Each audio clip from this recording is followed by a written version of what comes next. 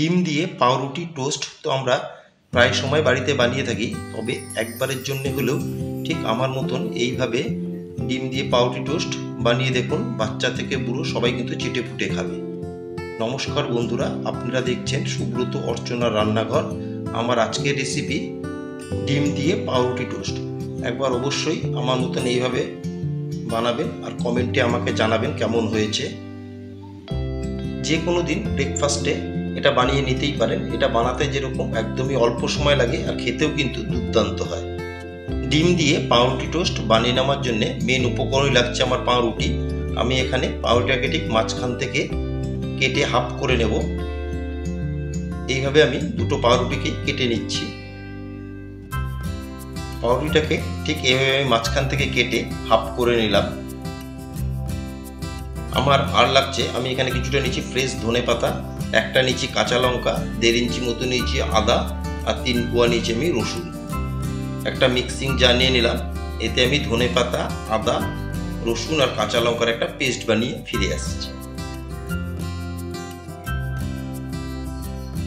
ধনেপাতা, আদা, রসুন আর কাঁচা লঙ্কার পেস্ট বানিয়ে আমি ফিরে এলাম।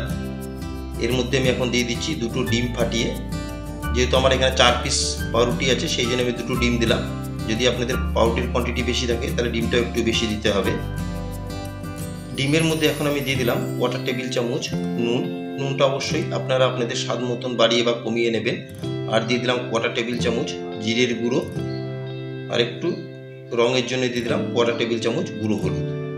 দিয়ে খুব ভালো মতো এখন আমি ডিম, নুন, জিরের গুঁড়ো আর ধনেপাতা পেস্টের সাথে মিশিয়ে নেব। এইভাবে ব্রেড টোস্ট বানিয়ে আপনারা কিন্তু বাচ্চাদের স্কুলের টিফিনেও দিতে পারেন। ধনেপাতার পেস্টের সাথে খুব ভালো মতন আমি ডিম, হলুদ, জিরের গুঁড়ো মিশিয়ে নিলাম। গ্যাসের ফ্লেম অন করে ওভেনে আমি একটা ফ্রাই প্যান বসিয়ে দিয়েছি। এতে আমি দিয়ে দিচ্ছি এখন পরিমাণ মতন রিফাইন অয়েল। দিয়ে তেলকে আমি গরম করে নেব। তেলকে আমি গরম করে নিলাম। এখন এতে দিয়ে দিচ্ছি ডিম আর ধনেপাতার যে মিশ্রণটা আমি বানিয়েছিলাম সেই মিশ্রণটা দিয়ে দিলাম। দিয়ে ভালো মতন একটু প্যানের মধ্যে আমি ছড়িয়ে নিলাম। এর উপর থেকে এখন আমি দিয়ে দেবো ব্রেডের পিসগুলো। একে একে উপর থেকে আমি ব্রেডের পিসগুলো বসিয়ে দেব। দিয়ে গ্যাসের ফ্লেম মিডিয়ামে রেখে আমি কিছুক্ষণ এই পিঠটা ফ্রাই করে নেব। গ্যাসের ফ্লেম মিডিয়ামে রেখে এক পিঠ আমি ফ্রাই করে নিলাম। এখন ঠিক পাল্টে আমি উপরের পিঠটা নিচে করে দেবো আর নিচের পিঠটাকে উপরে করে দেবো। এর মাঝে আমি একটু খুন্তি দিয়ে অমলেটটাকে মাঝখান থেকে কেটে নিলাম। ঠিক এইভাবে এখন আমি পাল্টে দেব। একে একে এখন ব্রেডের পিসগুলোকে আমি পাল্টে উপরের পিঠটাকে নিচে করে দিচ্ছি। এইভাবে আপনারা অবশ্যই একবার ব্রেড টোস্ট বানাবেন আর কমেন্টে আমাকে জানাবেন কেমন হয়েছে। আমার আজকের রেসিপি ব্রেড টোস্ট আপনাদের কেমন লাগলো অবশ্যই একটা কমেন্টে জানাবেন।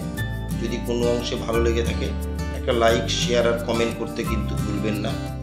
আর আমার নতুন বন্ধুদের কাছে রিকোয়েস্ট, যারা আমার চ্যানেলটি এখনও সাবস্ক্রাইব করেননি তারা অবশ্যই সাবস্ক্রাইব করে আমার পাশে থাকবেন আর বেল আইকনটি প্রেস করে রাখবেন। যখনই আমি কোনো ভিডিও আপলোড করব সবার আগে নোটিফিকেশান আপনাদের কাছে পৌঁছে যাবে। দেখুন এভাবে উল্টে পাল্টে আমি একটু ব্রেডকে টোস্ট করে নেব। আমার আজকের রেসিপি পরিবেশন করার জন্য একদম রেডি। আমি একটা প্লেটে তুলে নিচ্ছি। আশা করি আপনাদের সকলেরই ভালো লেগেছে ধনেপাতা ডিম দিয়ে ব্রেড টোস্ট।